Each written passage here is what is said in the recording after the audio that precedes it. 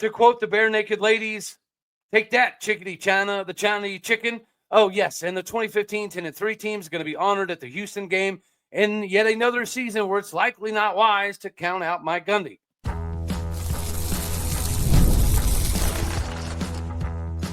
You are Locked On Oklahoma State, your daily podcast on the Oklahoma State Cowboys, part of the Locked On Podcast Network, your team every day.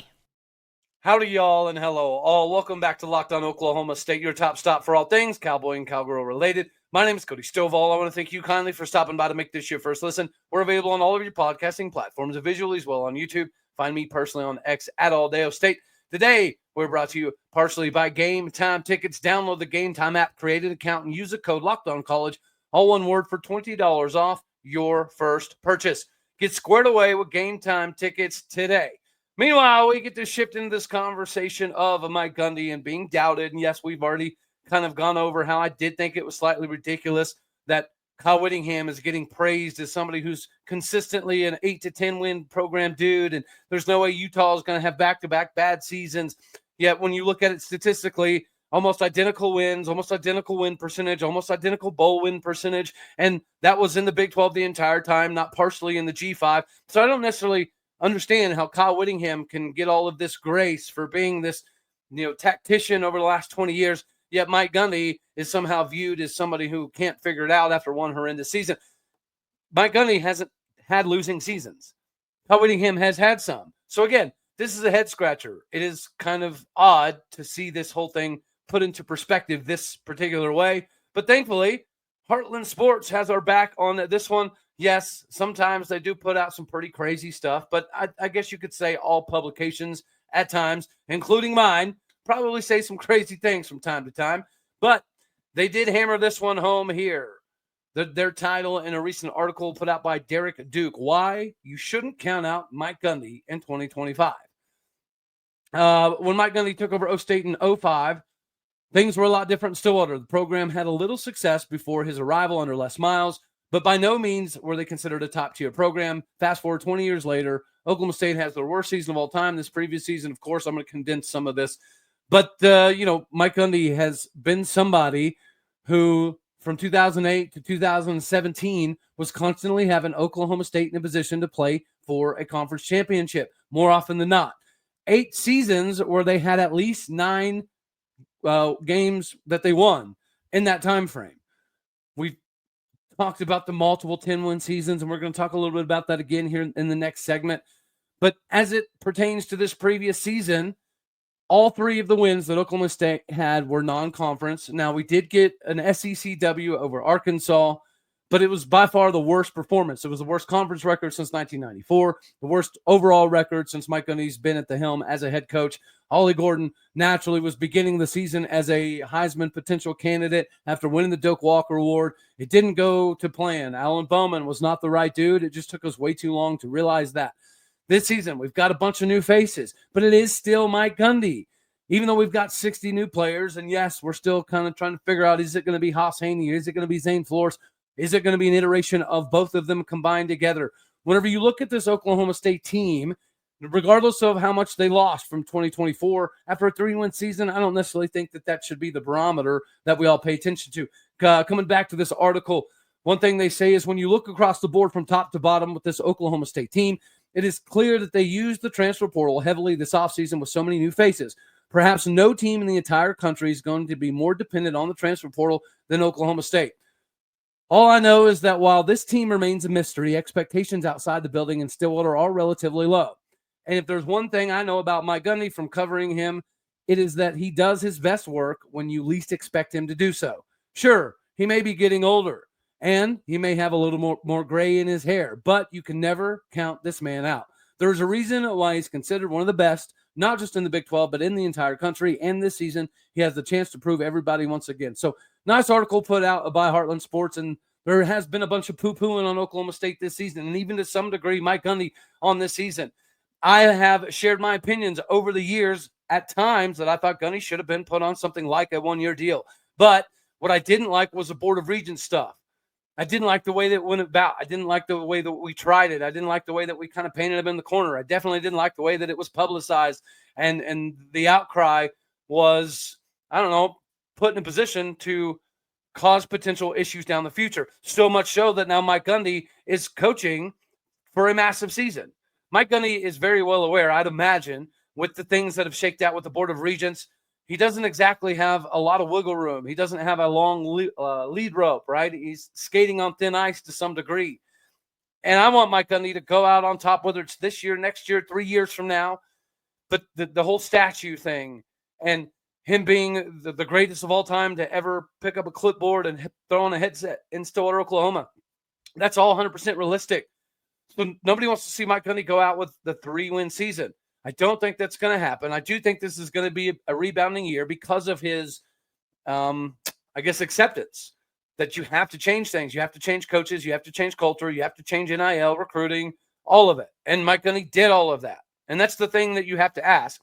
Any manager or any owner or CEO, whatever, of a job, is if things aren't working, the thing that puts you in hot water is your reluctancy to admit it and fix it.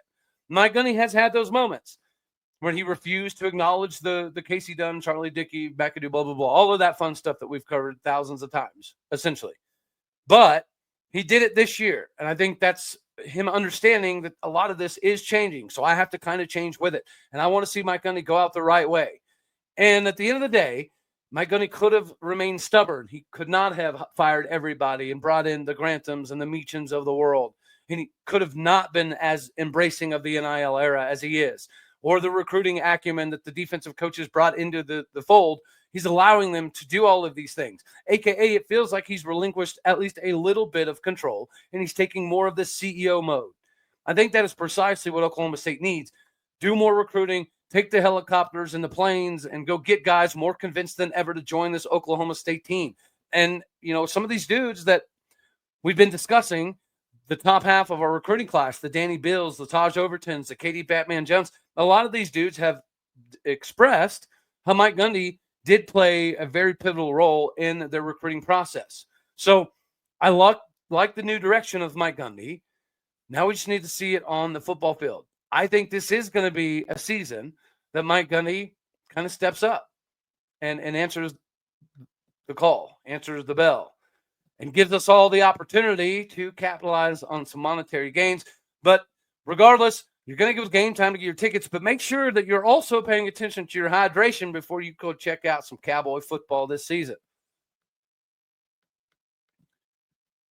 Since you can't jump out on Carson, you are going to have to get your golf game figured out before you head to Stillwater for the games. And you're going to need drip drop for that as well. If you're trying to stay on top of a routine, whether it's workouts, long days on campus, long days at work, long days on the golf course, hydration is where all of this starts. When you're talking about the top of your hydration, you're going to notice that everything works better. Your energy, your mood, your focus, even your skin. But getting enough fluids every day isn't exactly easy with the high-paced life that we all likely live. That's why I personally love Drip Drop. I had the lemon flavor today. I was a little reluctant to try it, but I was actually very, very surprised. It was more like a lemonade than anything. It didn't taste like a doctor-developed and scientifically proven fast hydration method. It uses perfect balance of sodium, electrolytes, and glucose to help your body absorb fluids quickly, delivering 3 times the electrolytes and half the sugar of the leading sports drinks. There's always a few packets that you can keep stored, whether it be in your car or your backpack or your golf bag, to stay prepared, to stay hydrated. I know I'm going to make sure I'm stacking up on these. I'm going to keep them in the dugout, keep them in baseball bags. It's going to save me and the team more often than not. So right now, this is your opportunity to save yourself. Drip Drop is offering Locked On listeners 20% off your first order. Just head on over to dripdrop.com. Use the promo code Locked On College, all one word. Get your Drip Drop in you today so you can stay hydrated and go accomplish everything in life. Everything, yes, everything. With Drip Drop, you can go accomplish all of it. Another thing that we get to discuss is the 2015 team being honored October 11th against Houston. And I was actually, just discussing with a couple people earlier on in this week about what games I was going to go to. Obviously, Baylor was probably going to be one. Maybe homecoming was going to be one. I definitely plan on going to Arizona to go do a couple shows out there as well. So, but I think Houston, especially now, probably is going to be on this. It was on the list of consideration, obviously, because I'd like to see Boogie again. The connection with his family is obviously very, very important to me. So that was always going to be on the list as a potential. But with this new news that we're going to honor the 2015 team, it almost feels like I have to go to the Houston game. So this is likely going to be one of the ones that I head on over to Stillwater, America for. Yes, October 11th against Houston, the 2015 Sugar Bowl squad that went 10-3 is going to be honored.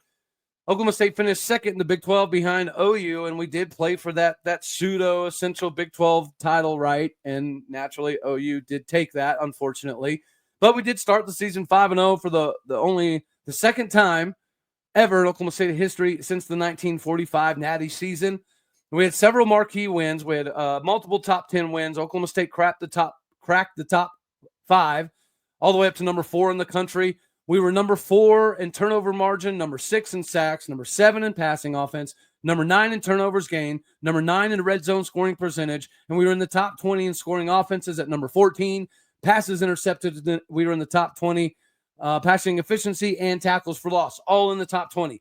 That's how good that team was. Collectively, they threw for 4,591 yards, and we're going to go through some more of that in a second. We were able to, break records, essentially, or be one of the top Oklahoma State teams in the history of the program. On the defensive side of the ball, Emmanuel Ogbah was a first-team All-American, the Big 12 Defensive Player of the Year, and number 4 in the country with 13 sacks. He was he still ranks as the most at OSU since Hall of Famer Leslie O'Neal had 16 in 1984. This also had J.W. Walsh. So Coach J.W. Walsh is going to go from the sidelines to being honored on the field. That is pretty daggone cool. Taylor Cornelius was a backup dude. This was a young John Kohler year as well. Chris Carson was the mean, bad man toting the rock. And I think Trent Allen's got a lot of Chris Carson in him. Rennie Childs was also there helping. James Washington, Marcel Aitman, Jawan Seals, Chris Lacey, David Glidden, Austin Hayes, Brandon Shepard, Jalen McCleskey. Goodness gracious. That is a loaded wide receiver core. They also had C.J. Curry. And as you can continue to look down at this team, Blake Jarman was at tight end. A young Zach Frazier was on that team. Zach Crabtree was on that team. Marcus Keys, Brad Lundblade. Let's keep going. You got Johnny Wilson, Ben Grogan, Matt Amendola. Let's see. Justin Phillips was on that squad. Zach Seiner, Jordan Brailford, Eric Davis, Darian Daniels, Trey Flowers, Michael Hunter, Emmanuel Ogbah, of course, Vincent Taylor, Jordan Stearns, Ramon Richards, Kevin Peterson. Goodness gracious. What a loaded roster. Cody Waltershot is also on that squad. So it's cool that they're going to be mentioned. It's going to be that they're going to be honored. But we talked about some of the yardage that they were able to put up individually. Mason Rudolph threw for 3,770 yards with 21 touchdowns. J.W. Walsh also came in and threw for 787 yards with 13 touchdowns himself. Chris Carson, obviously, was an absolutely massive cog in this machine. James Washington had 1,087 yards. Marcel Aitman had 766 yards. Jawan Seals had another 321. David Glidden with 866. Jalen McCleskey with 253. Brandon Shepard, big old Bedlam-bound dude, 323 yards. Austin Hayes, number 17, added another 200 as well. Blake Jarwin added 200 as well at over 11.7 yards per completion. So it's pretty cool that we're honoring this group and this crew. The fact that it's the Houston game does make that a little bit more appealing. So naturally, all you fine folks out here on YouTube, let me know down in the comment section, what games are you planning to make? Yeah, originally the thought process was, well, I know I'm going to make at least K-State, Iowa State. But outside of that, right, what else was it going to be? I was kind of leaning towards Baylor, but this has got me leaning towards the Houston game as opposed to the Baylor game. Naturally, the Baylor game from a matchup perspective might be a little better, but Houston, they won some Big 12 games last year. They almost had a couple big-time wins outside of the conference as well. They were close in some games, and Willie Fritz he's the real deal. I think Willie Fritz is very much like Lance Leipold. I think they have a very, very common past, very similar trajectories as far as their career, how it's gone thus far, and I greatly appreciate that. I appreciate this squad. Those runs that Mike Gundy was able to do of 10-win season, 10-win season, 10-win season, right? That's another part of this question. There's so many 10-win seasons, and with Mason Rudolph at the helm, back to back to back, in fact, I mean, you can't honor every single year and every single class, but nonetheless, it's a pretty cool thing that we're doing. Naturally, this kind of ties into that conversation that we've had about having more Des Bryants on the sidelines, more Mason Rudolphs, more Jalen Warrens, more Chuba Hubbards, more Justice Hills, Tylen Wallace, all of it. Like, that is precisely what Oklahoma State needs in this new age world. I mean, look at what Colorado's doing. There was some fears that Deion Sanders was going to potentially step away due to medical concerns and let his NFL staff kind of take over. Well, part of the allure to Colorado is the staff, but also part of it is the fact that because you can go on the sidelines and see some of the greatest players to ever play. But most of them didn't even play at Colorado or have never even played a game at Colorado. So most of their NFL stars and studs that are all up and down the sidelines have nothing to do with Buffalo football. That's not a bad thing, but Oklahoma State does have that as an advantage. Oklahoma State has more dudes in the last 20 years that have gone to the NFL and made a name for themselves than Colorado does. Even though Colorado was a beast in the late 80s, 90s, like they were a juggernaut level program darn near up there with Nebraska and OU. But they're sideline beasts. They're not even Colorado Buffaloes. So if you do get the Jalen Warrens and the Mason Rudolphs and the Des Bryants and the Chuba Hubbards all up and down the sidelines, if there's some bridges to mend, then they need to be mended because we are here to promote Oklahoma State University. And as we're honoring a team like this 2015 squad that's going to have likely the Mason Rudolphs and the Chris Carsons on the sidelines, that's absolutely massive for Oklahoma State, but it's going to be good for the recruiting. It's going to be good for the NIL era. It's going to be good for connectivity. It is going to be easier to recruit if you have some of these dudes doing it on your behalf. Whenever you have some of these heavy hitters, let them help you, right? Let Ollie Gordon be a resource. Let Chris Carson and Tyreek Hill, let these dudes be resources in the recruiting game. Because at the end of the day, Oklahoma State has an exorbitant number of these legends and these heavy hitters. We just don't see them showcased enough in Stillwater, Oklahoma. So really glad that we're doing this. Pretty cool to kind of take a peek back at that roster. And to think that, J.B. Walsh was, in fact, on that squad, but this is the year after Mason Rudolph comes in as a true freshman, wins Bedlam, right? The Tyreek Hill return, all of that fun stuff. So they kind of set some of the stuff, and for that, we're all greatly appreciative. Yeah, we did play for a pseudo spot for a Big 12 championship that season. Did start off 10-0, reached number 4 in the country. So it was a fun ride. And it does kind of lead us back into this offensive system. Speed is the key. It's the name of the game, and I think we're going to be doing a decent amount of that. Just that, the speed component, in a multitude of ways. But we'll save some of that for a little bit later on. Right now, we can talk about Game Time Tickets, the bee's knees for all of your ticketing needs. And we've all been there, right? We've logged on to events and we've waited and waited and waited, waiting for tickets to go on sale. And then we lose our spot. And then all of a sudden, the show you've been dying to see, the concert, the game, you can't see it anymore. Live music should be about making memories, not dealing with stress or ticket shopping. This is where Game Time comes in. Game Time makes getting any tickets, especially for concerts, faster and easier than ever. Prices actually go down the closer you get to showtime, and you can save up to 60% off with their last-minute killer deals. If you're tired of endless scrolling and you're trying to find the best deal, Game Time's Zone Deal Pick gives you the best seats in your section just for you. If you've ever wondered what your view would look like before you purchased, the panoramic seat view in the app shows you precisely what you're getting, so there's no craziness whenever you show up. With Game Time, the price you see is the price you pay with no hidden fees. And if you're worried about what happens if the plans change, that's okay, because the Game Time guarantee means that your plans or your cancellation is backed with the protection that Game Time gives you. So take the guesswork out of buying concert or show tickets with Game Time. Download the Game Time app, create an account, and use the code LOCKEDONCollege, all one word, for $20 off your first purchase. Terms apply. But again, create that account, redeem that code LOCKEDONCollege, all one word, LOCKEDONCLLEGE, for $20 off. Download Game Time today. It is last-minute tickets, lowest prices guaranteed. Then we get to finish this thing off with this absolute dismantlement of Team China. I don't think anybody could have thought that those results were going to happen the way that they did. It was domination, like pure, utter, crazy domination. The only loss all day was D. Lockett. Oklahoma State went 5-1 out of the 6 matches. And it's crazy. Okay, whenever you think about this whole deal happening, Hunter Doucette, he gets to start it off, and he shuts out a 2024 Olympian, right?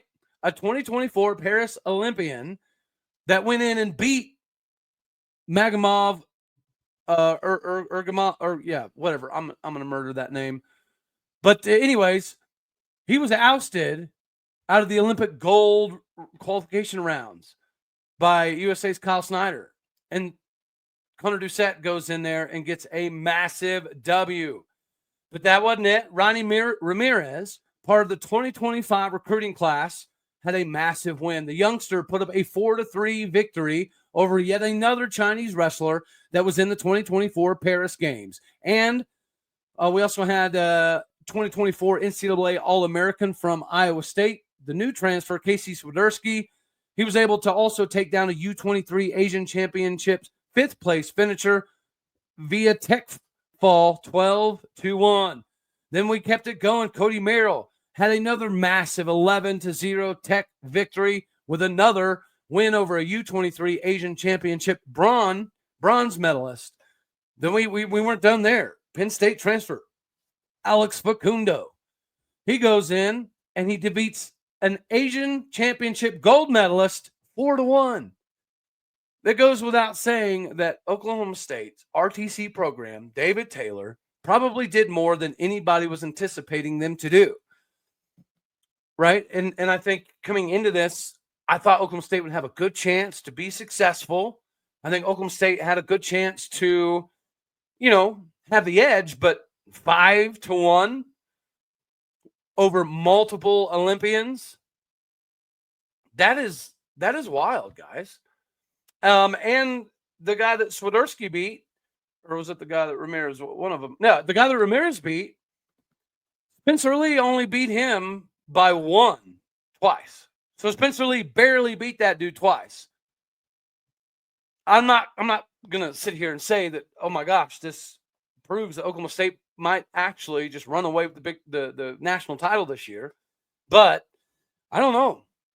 These are grown men. These are Chinese professional wrestlers that have been doing this their entire lives.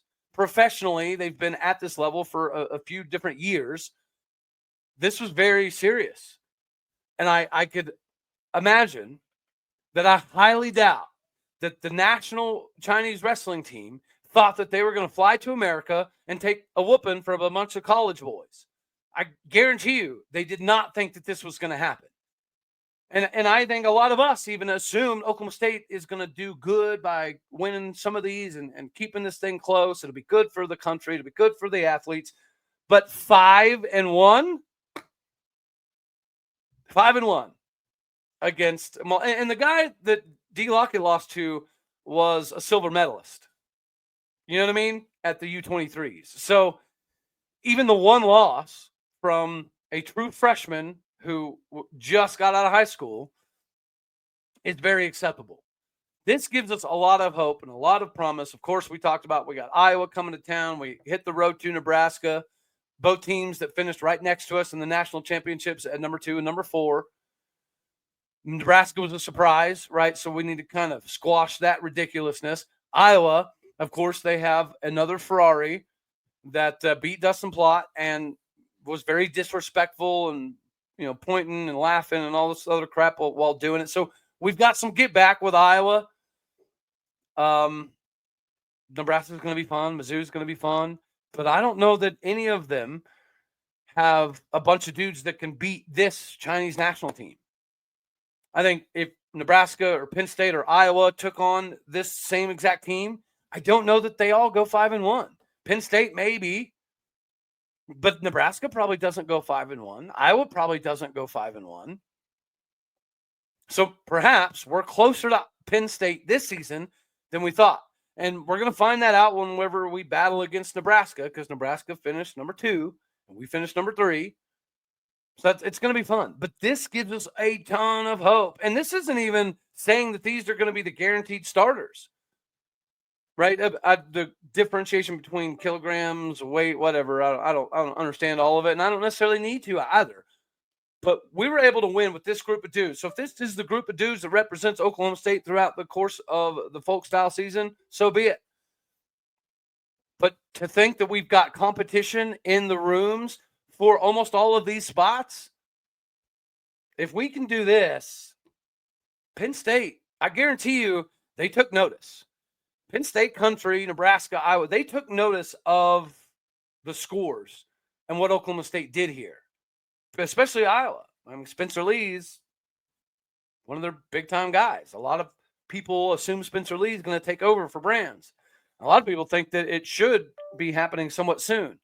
So if Spencer Lee only beats the dude by 1 point twice that Rodney Ramirez just beat, like that's crazy.